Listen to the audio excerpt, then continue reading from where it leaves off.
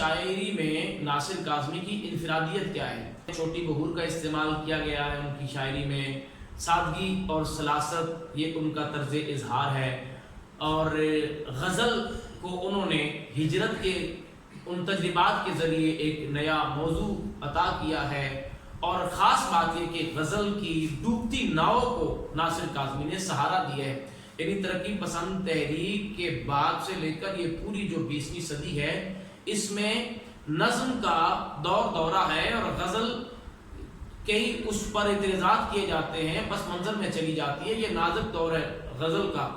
لیکن ناصر کاظمی کی خاص بات یہ ہے کہ انہوں نے ایک نئے موضوع کے ذریعے غزل کو پھر سے زندہ کرنے کی کوشش کی، اور وہ کہتے ہیں کہ کہتے ہیں غزل کافیہ پیمائی ہے ناصر، یہ کافیہ پیمائی ذرا کر کے تو دیکھو۔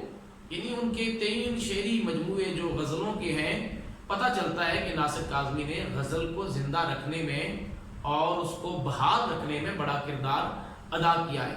اور یہاں ایک اور چیز کہ ناصر کاظمی کی شاعری میں ہمیں میر تقی میر اور ناصر کی ایک مشابہت سی نظر آتی ہے۔ مثلا ناصر کاظمی کا ایک قطعہ میں آپ کو سناتا ہوں، لیکن اس سے پہلے میر کا ایک قطعہ۔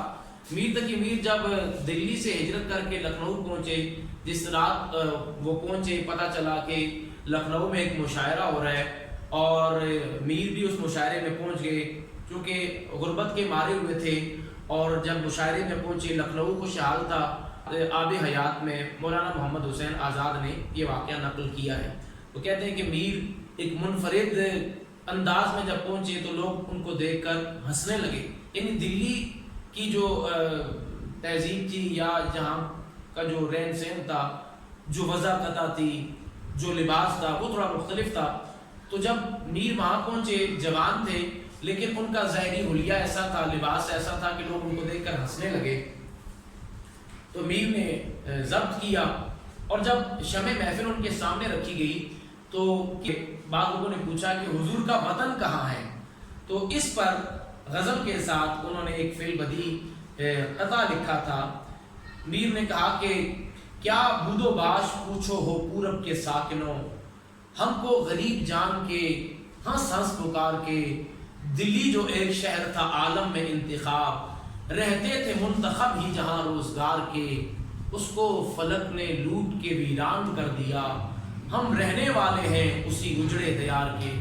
تو بعد میں جب لوگوں کو پتہ چلا کہ یہ میر تقی میر ہیں، تو پھر ان کی عزت میں بے پناہ اضافہ ہوا، اور پھر ان کو نواب آصف الدولہ نے عزت افزائی کی، اور ان کو ماہانہ کوئی ان کا وظیفہ بھی مقرر کر دیا۔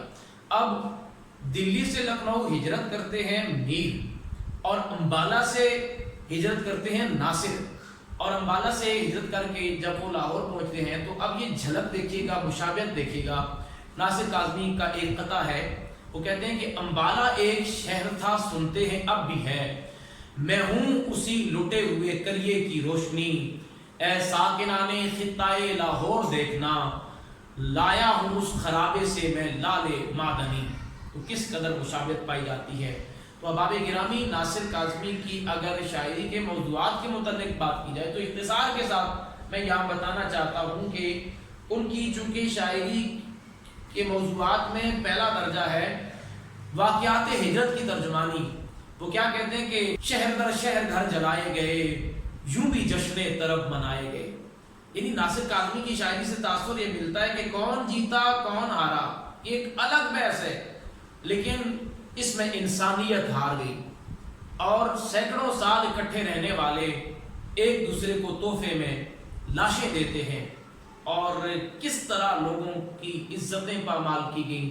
تو وہ جو تلخ واقعات تھے، جوان ناصر کاظمی نے جب دیکھے تو وہ واقعات اور وہ خونی مناظر ان کی فطرت میں اور ان کے مزاج میں رچ بس گئے، اور آخر تک وہ ان لمحات کو فراموش نہ کر پائے۔ پھر اگر ایک لفظ میں ناصر کاظمی کی شاعری کو بیان کرنا ہو کہ ایک لفظ میں بتائیں وہ کیا ہے، تو وہ لفظ ہے یاد۔ تواتر کے ساتھ ہمیں ان کی شاعری میں یاد کا موضوع بھی اور لفظ بھی نظر آتا ہے۔ وہ کہتے ہیں کہ دل دھڑکنے کا سبب یاد آیا، وہ تیری یاد تھی اب یاد آیا، اور ایک اور شعر میں کہتے ہیں وہ ساحلوں پہ گانے والے کیا ہوئے، وہ کشتیاں چلانے والے کیا ہوئے۔ اختر شیرانی سے متاثر تھے ناصر، میر سے متاثر تھے، اور اختر شیرانی آپ جانتے ہیں کہ شاعر رومان کہا جاتا ہے۔ تو جو رومانوی شاعر ہوتا ہے وہ آزاد خیال ہوتا ہے، وہ خیال کی دنیا میں رہنا پسند کرتا ہے۔ اور ناصر کاظمی کی ساری زندگی جو شاعرانہ زندگی ہے، ہمیں یاد کے لفظ کے ذریعے اس کی جھلک نظر آتی ہے، تو یقیناً یاد اسے کہتے ہیں جو وقت گزر چکا ہوتا ہے۔ اسی طرح جب یاد کرتے ہیں گزرے ہوئے ماضی کو تو ناصر کاظمی اداس ہوتے ہیں، اور وہ کہتے ہیں، یعنی دوسرا ایک موضوع اگر ذیلی میں اگر بتاؤں تو وہ اداسی ہے، مایوسی ہے۔ کہتے ہیں کہ دل تو میرا اداس ہے ناصر، شہر کیوں سائیں سائیں کرتا ہے، ہمارے گھر کی دیواروں پہ ناصر اداسی بال کھولے سو رہی ہے۔ جب میں نے ناصر کاظمی کی غزلوں کا مطالعہ کیا ہے تو مجھے ایک اور چیز نظر آئی ہے کہ جب ایک بندہ پریشان ہوتا ہے، جب وہ اپنی زندگی سے غیر مطمئن ہوتا ہے، جب وہ اداس ہوتا ہے، جب اس نے حال کی نسبت ماضی میں پناہ لی ہوئی ہوتی ہے، تو وہ اپنے آپ کو اس دنیا میں تنہا محسوس کرتا ہے۔ یعنی آپ کو کئی اشعار ناصر کاظمی کی شاعری میں ایسے نظر آئیں گے جہاں وہ کہیں گے کہ رات ہو گئی ہے، تھوڑی دیر سو جاؤ، میری آنکھ نہیں لگتی، اور یہ شہر لاہور کی جو رونقیں میرے لیے بے معنی ہیں، اور بیٹھ کر سایہ گل میں ناصر ہم بہت روئے وہ جب یاد آیا۔ یعنی رونا رلانا ان کی شاعری کا ایک بنیادی موضوع ہے۔ تو شب تنہائی کا احساس ان کے دل پہ جاگزیں ہے۔ کہتے ہیں کہ اس شہر بے چراغ میں جائے گی تو کہاں، آئے شب فراق تجھے گھر ہی لے چلیں۔ اور آپ کو پتہ ہے کہ لاہور کو داتا کی نگری بھی کہا جاتا ہے، تو ناصر کاظمی کا شعر دیکھیے، وہ کہتے ہیں کہ داتا کی نگری میں ناصر، میں جاگوں یا داتا جاگے۔ تو غالب نے کہا تھا نا کہ موت کا ایک دن معین ہے، نیند کیوں رات بھر نہیں آتی۔ تو نیند کا نہ آنا ایک بے چینی کی علامت ہے۔ تو ناصر کاظمی ان کی بے چینی اس قدر ہے کہ وہ رات کو سکون سے سو بھی نہیں سکتے۔ اور آپ جانتے ہیں کہ جب انسان کی زندگی میں تواتر کے ساتھ مایوسیاں آتی ہیں تو انسان کچھ حد تک مایوس ہو جاتا ہے اور نا امیدی کا شکار ہو جاتا ہے۔ ان کا ایک بڑا معروف شعر ہے جس سے اس کا اظہار ہوتا ہے۔ وہ کہتے ہیں کہ نئے کپڑے بدل کر جاؤں کہاں، میں بال بناؤں کس کے لیے، وہ شخص تو شہر ہی چھوڑ گیا، میں باہر جاؤں کس کے لیے۔ یعنی بجھا ہوا انسان ہوتا ہے، مایوس ہوتا ہے، پھر اسے زمانے کی رونقیں بھی اچھی نہیں لگتی، پھر اسے بہار کا موسم بھی اچھا نہیں لگتا، کیونکہ وہ اندر سے ٹوٹا ہوا ہوتا ہے۔ اور ناصر کاظمی جو 22 سال میں ہجرت کر کے آئے، 47 برس میں ان کی وفات ہوتی ہے، ایک بہت طویل عرصہ ہے۔ اچھے برے وقت آتے ہیں، انسان بھول جاتا ہے، لیکن ناصر کاظمی اس غم ہجرت کے دائرے سے اپنے آپ کو کبھی باہر نہیں نکال سکے۔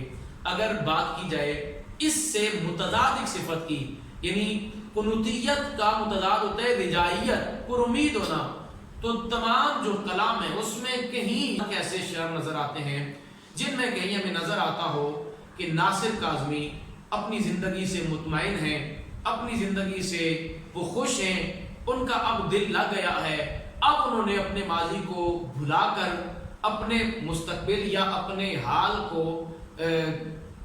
حال کے ساتھ انہوں نے نباہ کر لیا ہے۔ بہت کم، یعنی اگر میں بات کروں ناصر کاظمی کی پوری شاعری کی تو ذاتی طور پر مجھے ان کے جو معروف اشعار ہیں ان میں سے، یعنی غزل ایک معروف ہے جس میں ہمیں ایک رجائیت نظر آتی ہے، جہاں امید نظر آتی ہے، اس میں جھلک نظر آتی ہے کہ ناصر کاظمی غم کے باوجود بھی اب زندہ رہنا چاہتے ہیں۔ اب وہ ان کے دل میں ایک حوصلہ پیدا ہو گیا ہے، اب وہ حالات کے ساتھ مقابلہ کرنا چاہتے ہیں اور اپنی نئی زندگی کا، جو کہ خوشحالی کی زندگی ہے، نئی زندگی کی تلاش کی کوشش کرنا چاہتے ہیں۔ اور یہ جو غزل ہے اس کے 2 اشعار کے ساتھ میں اپنی گفتگو کا اختتام بھی کرنا چاہتا ہوں اور بتانا یہ چاہتا ہوں کہ جہاں ہم نے ناصر کاظمی کی زندگی ایک غم اور مایوسی اور اداسی والی نظر آتی ہے، وہیں ہمیں ایک غزل ایسی بھی دکھائی دیتی ہے جو ناصر کاظمی کے غم کے اس پہلو کے متضاد بھی ہے، اور وہ دنیا والوں کو غم کے باوجود زندہ رہنے کا حوصلہ بھی عطا کرتی ہے۔ اور بنیادی طور پر یہ جو اشعار ہیں اور خاص طور پر جو مقطع ہے، یہ میرا پسندیدہ شعر بھی ہے، اور اکثر جب میں کہیں گفتگو کرتا ہوں تو یہ شعر جو مقطع کی صورت میں ہے وہ میری گفتگو کا حوالہ رہتا ہے۔ ناصر کاظمی کے ان پر امید اور رجائیت سے بھرپور دو اشعار کے ساتھ میں آپ سے اجازت چاہتا ہوں۔ ناصر کاظمی کہتے ہیں کہ دل میں ایک لہر سی اٹھی ہے ابھی، کوئی تازہ ہوا چلی ہے ابھی، وقت اچھا بھی آئے گا ناصر، غم نہ کر زندگی پڑی ہے ابھی۔ اسی کے ساتھ اجازت چاہتا ہوں، اللہ حافظ۔